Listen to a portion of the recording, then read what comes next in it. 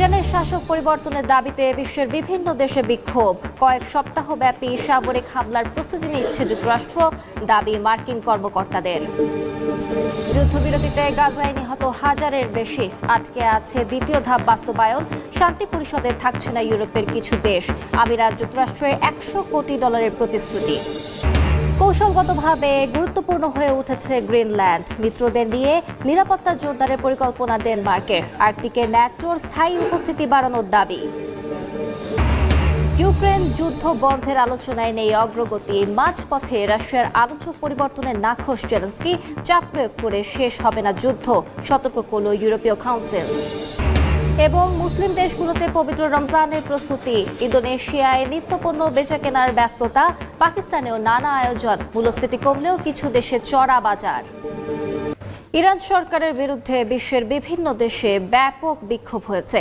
শনিবার জার্মানির মিউনিখে 2.5 লাখের বেশি মানুষ জড়ো হয়ে শাসন পরিবর্তনের দাবিতে স্লোগান দেন। এ বিক্ষোভে নেতৃত্ব দিয়েছেন ইরানের নির্বাসিত শাহের পুত্র শাহ রেজা পাহলাভি ও মার্কিন সিনেটর লিন্ডসে গ্রাহাম। একই দিনে কানাডার টরন্টো, যুক্তরাষ্ট্রের লস অ্যাঞ্জেলেসে ও রোমানিয়ার বুখারেস্টেও বিক্ষোভ সমাবেশ হয়েছে। ইরানের সরকার বিরোধী স্লোগানে উত্তাল জার্মানির মিউনিখ শহর। শনিবার রাজপথে নেমে বিক্ষোভ করেন লাখ লাখ মানুষ। তাদের দাবি ইরানের বর্তমান শাসকের পরিবর্তন। গ্লোবাল ডে অফ অ্যাকশন নামের বিক্ষোভ সমাবেশ থেকে মেক আমেরিকা গ্রেট এগেইনের মতোই make Iran great again slogan দেন অংশগ্রহণকারীরা। তারা খামেনি প্রশাসনকে সন্ত্রাসী হিসেবেও কটাক্ষ করেন। বর্তমানে ইরান ভয়াবহ পরিস্থিতির মধ্যে রয়েছে। কিছুদিন আগে আন্দোলনে 40,000-এর বেশি মানুষ মারা গেছেন। আমরা সবাই দেখতে পাই যে ইরানের রাষ্ট্র ক্ষমতায় যে সরকার আছে তারা সবাই সন্ত্রাসী। আমরা এই শাসন ব্যবস্থা আর চাই না। আমরা এই সব নেতৃত্ব আর চাই না। গ্লোবাল ডে অফ অ্যাকশন নামের এই আন্দোলনের সমর্থনে এগিয়ে আসেন ইরানের নির্বাসিত শাহের পুত্র শাহ রেজা পাহলভি। মার্কিন প্রেসিডেন্ট ডোনাল্ড ট্রাম্পের উদ্দেশ্যে পাহলভি বলেন, ইরানের জনগণ যুক্তরাষ্ট্রের সহায়তার অপেক্ষায় আছে। এ সময় সেখানে উপস্থিত ছিলেন মার্কিন সিনেটর লিন্ডসে গ্রাহাম। ইরানে আয়াতুল্লাহ খামেনির নয় বরং জনগণের শাসন প্রয়োজন বলে মন্তব্য করেন তিনি। একই ইস্যুতে কানাডার শহর টরন্টোতে বিক্ষোভ হয়েছে। ইসলামী বিপ্লবের আগের ইরানের পতাকা হাতে বিক্ষোভে অংশ নেন স্থানীয় প্রবাসী ইরানি নাগরিকরা। সমাবেশে পাহলভিকে ইরানের বিকল্প নেতা হিসেবে দাবি করা হয়। বর্তমান শাসন ব্যবস্থার পরিবর্তনই দেশের স্থিতিশীলতা ও বৈশ্বিক শান্তির জন্য প্রয়োজন বলে মন্তব্য করেন বিক্ষোভকারীরা। বিক্ষোভ হয়েছে যুক্তরাষ্ট্রের লস অ্যাঞ্জেলেসেও। মার্কিন প্রেসিডেন্ট ডোনাল্ড ট্রাম্পের প্রতি সহায়তার আহ্বান জানান তারা। ইরানে চলমান দমন-পীড়নের তীব্র নিন্দা জানান আন্দোলনকারীরা। রোমানিয়ায় ইরানের সাধারণ মানুষের প্রতি সংহতি জানিয়ে সমাবেশ করেছেন প্রবাসী ইরানিরা। বুখারেস্টে দূতাবাসের সামনে জড়ো হয়ে আন্দোলনকারীরা জানান, ইরানের মানুষ যেন স্বাধীনভাবে বাঁচতে পারে এ প্রত্যাশাতেই তারা রাস্তায় নেমেছেন। গাজায় যুদ্ধবিরতি শুরুর পর থেকে ইসরায়েলি হামলায় এ পর্যন্ত 1000-এর বেশি ফিলিস্তিনি নিহত হয়েছেন, এমন তথ্য দিয়েছে জাতিসংঘ। হামলা অব্যাহত থাকায় যুদ্ধবিরতির দ্বিতীয় ধাপ বাস্তবায়ন আটকে আছে বলে দাবি বোর্ড অফ পিসের কর্মকর্তাদের। এদিকে পশ্চিম তীরে অবৈধ বসতি স্থাপনকারীদের হামলায় অন্তত 54 ফিলিস্তিনি আহত হয়েছেন। অবরুদ্ধ গাজা ও পশ্চিম তীরে সমান তালে চলছে ইসরায়েলি বর্বরতা। স্থানীয় সময় শুক্রবার পশ্চিম তীরে অবৈধ বসতি স্থাপনকারীদের হামলায় 100 ফিলিস্তিনি আহত হন। তালফিদ ও তুরমুস আইয়ার ঘরবাড়ি ও জলপাই গাছ ভাঙচুর করা হয়। জাতিসংঘের হিসেবে গত অক্টোবর থেকে এখন পর্যন্ত 1000-এর বেশি ফিলিস্তিনি নিহত হয়েছেন।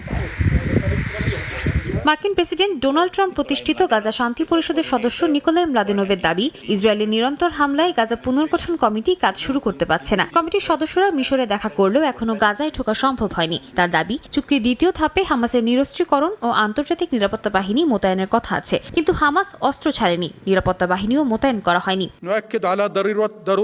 ফিলিস্তিনের president Mahmoud Abbas African union সম্মেলনে বলেন, ইসরায়েল যুদ্ধবিরতির দ্বিতীয় ধাপ বাস্তবায়নে বাধা দিচ্ছে। তিনি প্রশাসনিক কমিটিকে গাজায় কাজ করতে দিতে তেল আবিবের প্রতি আহ্বান জানান। গাজা ও পশ্চিম তীরকে এক প্রশাসনের অধীনে আনার দাবিও তোলেন আব্বাস।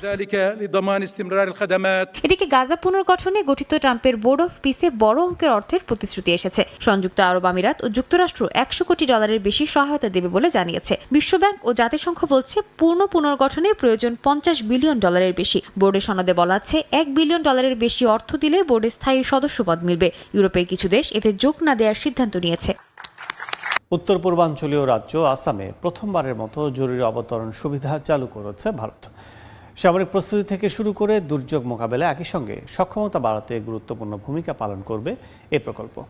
একই সফরে সেতু, ডেটা সেন্টার ও বাস প্রকল্প উদ্বোধন করেন ভারতের প্রধানমন্ত্রী নরেন্দ্র মোদী। এ আসরে অংশ নেয় তেজস, সুখোই ও রাফায়েল সহ বিভিন্ন ফাইটার ও পরিবহন বিমান, যা দেখতে জড়ো হয় হাজারো মানুষ।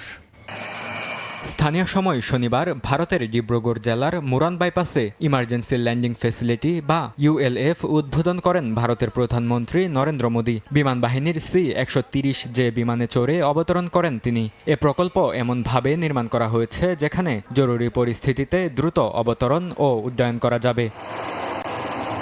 ULF ভারতীয় বিমান বাহিনীর সমন্বয়ে বিশেষভাবে নির্মাণ করা হয়েছে। জরুরি পরিস্থিতিতে সাধারণ বিমানবন্দর ব্যবহার করা না গেলে এখানে সামরিক ও বেসামরিক বিমান সহজেই ওঠানামা করতে পারবে, যা 40 টন পর্যন্ত ফাইটার বিমান এবং সর্বোচ্চ 74 টন ওজনের পরিবহন বিমান পরিচালনা করতে সক্ষম। এমনকি এটি স্থানীয় বিমানবন্দরের বিকল্প রানওয়ে হিসেবেও কাজ করতে পারবে।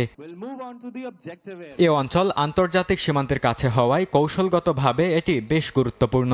একই সঙ্গে বিভিন্ন প্রাকৃতিক দুর্যোগে উদ্ধারকারী দল সহজেই এই অবতরণ সুবিধা ব্যবহার করতে পারবে। একই সফরে সেতু, ডাটা সেন্টার ও বাস প্রকল্প সহ একাধিক প্রকল্প উদ্বোধন করেন প্রধানমন্ত্রী নরেন্দ্র মোদী। এ সময় মহড়া চালায় ভারতীয় বিমান বাহিনী, যেখানে তেজস, সুখোই ও রাফায়েল সহ আকাশ কসরতে বিভিন্ন যুদ্ধ বিমান অংশ নেয়। ইউক্রেনের ওপর চাপ দিলে যুদ্ধ শেষ হবে না বলে জানিয়েছেন ইউরোপীয় কাউন্সিলের ভাইস প্রেসিডেন্ট। ইউক্রেনের প্রেসিডেন্ট ভলোদিমির জেলেনস্কি বলেছেন, রাশিয়ার আলোচক বদল সিদ্ধান্ত পেছানোর কৌশল। সাবেক ন্যাটো প্রধানের দাবি, পুতিন শান্তি চান না, দ্রুত অস্ত্র সরবরাহ ও কঠোর নিষেধাজ্ঞার আহ্বানও উঠছে মিউনিখে। এদিকে মার্কিন পররাষ্ট্রমন্ত্রী মার্কো রুবিও বলেন, রাশিয়া সত্যিই শান্তি চায় কিনা তা এখনো স্পষ্ট নয়। রাশিয়া ইউক্রেন যুদ্ধ বন্ধে আলোচনা যেন কিছুতেই সামনে এগোচ্ছে না। হুমকি, হুঁশিয়ারি, নিষেধাজ্ঞা শুল্কারোপের পাশাপাশি চলছে দুই দেশের পাল্টাপাল্টি হামলা। মিউনিখে 62তম নিরাপত্তা সম্মেলনের দ্বিতীয় দিনে ইউরোপিয়ান কাউন্সিলের ভাইস প্রেসিডেন্ট কাজে কাল্লাস বলেন, কেবল ইউক্রেনের উপর চাপ দিলে টেকসই শান্তি আসবে না। এতে দখল করা অঞ্চল ধরে রাখার সুযোগ পাবে রাশিয়া। আগ্রাসী পক্ষ লাভবান হলে ভবিষ্যতে হামলার ঝুঁকি থাকবে। তিনি স্পষ্ট করে বলেন, যুদ্ধ থামাতে হলে মস্কোর উপর রাজনৈতিক ও অর্থনৈতিক চাপ বাড়াতে হবে, অন্যথায় যে কোনো চুক্তি হবে সাময়িক। ইউক্রেনের প্রেসিডেন্ট ভলোদিমির জেলেনস্কি বলেন, জেনেভা বৈঠকের আগে রাশিয়ার আলোচক পরিবর্তন ইচ্ছাকৃত বিলম্ব। আগের 2 দফা আলোচনায় নেতৃত্বে ছিলেন সামরিক গোয়েন্দা প্রধান ইগর কস্তিউকভ। এবার ক্রেমলিন সহকারী ভ্লাদিমির মেদিনস্কিকে পাঠানো হচ্ছে। জেলেনস্কির দাবি, এতে আলোচনার ধারাবাহিকতা ভেঙে যাবে। তিনি আরো বলেন, নিরাপত্তা নিশ্চয়তা ছাড়া কোনো সমঝোতা মেনে নেবে না ইউক্রেন।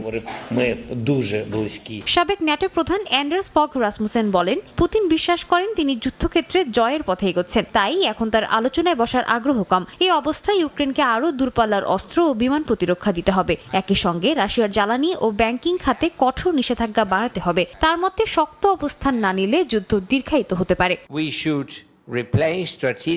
এদিকে মার্কিন পররাষ্ট্রমন্ত্রী মার্কো রুবিও বলেন, রাশিয়া সত্যিই শান্তি চায় কিনা তা স্পষ্ট নয়, তবে পরিস্থিতি যাচাই করে দেখছে হোয়াইট হাউস। যুক্তরাষ্ট্র নতুন করে রাশিয়ার তেলের উপর নিষেধাজ্ঞা দিয়েছে। ভারতের সঙ্গে আলোচনায় অতিরিক্ত রুশ তেল না কেনার প্রতিশ্রুতি পাওয়া গেছে বলেও জানান তিনি। একই সঙ্গে পার্ল প্রোগ্রামের আওতায় ইউক্রেনে অস্ত্র বিক্রি অব্যাহত আছে। রুবিওর ভাষায়, সময় ক্ষেপণের সুযোগ দেয়া হচ্ছে না। ইরানে কয়েক সপ্তাহব্যাপী সামরিক হামলার প্রস্তুতি নিচ্ছে যুক্তরাষ্ট্র। প্রেসিডেন্ট ডোনাল্ড ট্রাম্প নির্দেশ দিলেই অভিযান শুরু হতে পারে, এমন তথ্য দিয়েছে মার্কিন কর্মকর্তারা। মধ্যপ্রাচ্যে অতিরিক্ত বিমানবাহী রণতরী ও সেনা মোতায়েনের মধ্যেই কূটনৈতিক আলোচনায় নতুন চাপ তৈরি হয়েছে। পরিস্থিতি আগের যে কোনো সংঘাতের চেয়ে গুরুতর রূপ নিতে পারে বলে আশঙ্কা অনেকের। বার্তা সংস্থা রয়টার্সকে 2 মার্কিন কর্মকর্তা জানিয়েছেন, দীর্ঘমেয়াদী সামরিক অভিযানের সম্ভাবনা মাথায় রেখে প্রস্তুতি নিচ্ছে পেন্টাগন। ট্রাম্পের নির্দেশ পেলেই হামলা শুরু হবে। ইতোমধ্যে মধ্যপ্রাচ্যে একটি বিমানবাহী রণতরীর নেতৃত্বে নৌবহর পাঠানো হয়েছে, সঙ্গে আরও একটি রণতরী, অতিরিক্ত সেনা, যুদ্ধবিমান ও গাইডেড মিসাইল ডেস্ট্রয়ার মোতায়েনের প্রক্রিয়া চলছে। গত সপ্তাহে ওমানের রাজধানী মাস্কটে যুক্তরাষ্ট্র ও ইরানের কূটনৈতিকদের বৈঠক হয়। তেহরানের পারমাণবিক কর্মসূচি নিয়ে আলোচনার পুনরুজ্জীবনের চেষ্টা চলছে। তবে বৈঠকের আগেই সামরিক শক্তি জড়ো করায় উত্তেজনা বেড়েছে। নর্থ ক্যারোলাইনায় সেনাদের উদ্দেশ্যে ট্রাম্প বলেন, ইরানের সঙ্গে চুক্তি কঠিন হয়ে পড়েছে এবং কখনো কখনো ভয় তৈরি করাই একমাত্র উপায়। গত বছরের মিডনাইট হ্যামার অভিযানে মার্কিন স্টেলথ বোমারু বিমান সরাসরি যুক্তরাষ্ট্র থেকে উড়ে ইরানের পারমাণবিক স্থাপনায় হামলা চালায়। জবাবে ইরান কাতারে একটি মার্কিন ঘাঁটিতে সীমিত পাল্টা হামলা করে। তবে এবার পরিকল্পিত অভিযান আগের চেয়ে অনেক বেশি জটিল হতে পারে এমন ইঙ্গিত দিয়েছেন কর্মকর্তারা। শুধু পারমাণবিক স্থাপনা নয়, রাষ্ট্রীয় ও নিরাপত্তা অবকাঠামোও লক্ষ্যবস্তু হতে পারে। ইরান হুঁশিয়ার করেছে তাদের ভূখণ্ডে হামলা হলে মধ্যপ্রাচ্যে থাকা যে কোনো মার্কিন ঘাঁটি লক্ষ্যবস্তুতে পরিণত হবে। জর্ডান, কুয়েত, সৌদি আরব, কাতার, বাহরাইন, সংযুক্ত আরব আমিরাত ও তুরস্কে যুক্তরাষ্ট্রের সামরিক উপস্থিতি রয়েছে। ওয়াশিংটনে ট্রাম্পের সঙ্গে বৈঠকে ইসরায়েলের প্রধানমন্ত্রী বিনিয়ামিন নেতানিয়াহু বলেছেন, ইরানের সঙ্গে কোনো চুক্তিতে ইসরায়েলের নিরাপত্তা অগ্রাধিকার পেতে হবে। আর তেহরান বলছে নিষেধাজ্ঞা প্রত্যাহারের শর্তে তারা পারমাণবিক কর্মসূচি সীমিত করতে প্রস্তুত, তবে ক্ষেপণাস্ত্র কর্মসূচি আলোচনার অংশ হবে না। আর্কটিক অঞ্চলে ন্যাটো স্থায়ী উপস্থিতির দাবি তুলেছে ডেনমার্ক। জার্মানির মিউনিখে ৬২তম নিরাপত্তা সম্মেলনে গ্রিনল্যান্ডের প্রধানমন্ত্রী বলেন, দ্বীপটি এখন কূটনৈতিক ও কৌশলগতভাবে গুরুত্বপূর্ণ হয়ে উঠছে। তাই মিত্র দেশগুলোর সঙ্গে মিলিত হয়ে নিরাপত্তা জোরদারের পরিকল্পনার কথা জানান তিনি। এদিকে গ্রিনল্যান্ড ইস্যুতে ইউরোপের সঙ্গে দর কষাকষি চলছে বলে জানিয়েছেন মার্কিন প্রেসিডেন্ট ডোনাল্ড ট্রাম্প। গ্রিনল্যান্ড ঘিরে টানাপোড়েন চলছে। অঞ্চলটিকে আয়ত্তে আনতে মরিয়া হয়ে ওঠেন মার্কিন প্রেসিডেন্ট ডোনাল্ড ট্রাম্প। এ অবস্থায় মিউনিখে ৬২তম নিরাপত্তা সম্মেলনে গ্রিনল্যান্ডের প্রধানমন্ত্রী জেমস ফ্রেডেরিক নিয়েলসন বলেন, অনেক বছর ধরে গ্রিনল্যান্ড শান্ত ছিল, উত্তেজনা কম ছিল, কিন্তু এখন পরিস্থিতি বদলে গেছে। জলবায়ু পরিবর্তনে দ্রুত বরফ গলায় নতুন জাহাজ চলাচলের পথ খুলবে। বাণিজ্য ও সামরিক দিক থেকে গুরুত্বপূর্ণ হবে এই পথ। তাই এই আর্কটিক অঞ্চলটিতে নজরদারি, টহল ও প্রতিরক্ষা সক্ষমতা বাড়ানো জরুরি বলে উল্লেখ করেন তিনি। নিলসেন জানান, ন্যাটো মিত্রদের সঙ্গে দায়িত্ব ভাগ করে নিতে প্রস্তুত গ্রিনল্যান্ড। ট্রান্স আটলান্টিক সহযোগিতা ও আন্তর্জাতিক আইন তাদের মূল মূল্যবোধের অংশ। আর্কটিকের সামরিক মিশন ও আর্কটিক সেন্ট্রিক কার্যক্রমকে তিনি গুরুত্বপূর্ণ বলে উল্লেখ করেন। নিরাপত্তা উদ্বেগে ব্যাকইয়ার্ড রক্ষায় আরও সক্রিয় হওয়ার পক্ষে তিনি। ডেনমার্কের প্রধানমন্ত্রী মেতে ফ্রেডেরিকসন বলেন, আর্কটিক নিরাপত্তায় ন্যাটো এখন কাঠামোগতভাবে কাজ শুরু করায় কোপেনহেগেন সন্তুষ্ট। বহু বছর ধরে স্থায়ী উপস্থিতির দাবি জানিয়ে আসছিল ডেনমার্ক। গ্রিনল্যান্ড ও আশপাশের এলাকায় ন্যাটো স্থায়ী উপস্থিতি চান তারা। এদিকে মার্কিন প্রেসিডেন্ট ডোনাল্ড ট্রাম্প বলেন, গ্রিনল্যান্ডের ভবিষ্যৎ নিয়ে ইউরোপের সঙ্গে আলোচনা চলছে। আগে তিনি যুক্তরাষ্ট্রের গ্রিনল্যান্ড অধিগ্রহণের ইচ্ছার কথা বলেন। এতে ন্যাটো জোটে অস্বস্তি তৈরি হয়। এর মধ্যে মিউনিখের সম্মেলনের ফাঁকে নিলসেন ও ফ্রেডেরিকসেনের সঙ্গে বৈঠক করেন মার্কিন পররাষ্ট্রমন্ত্রী মার্কো রুবিও।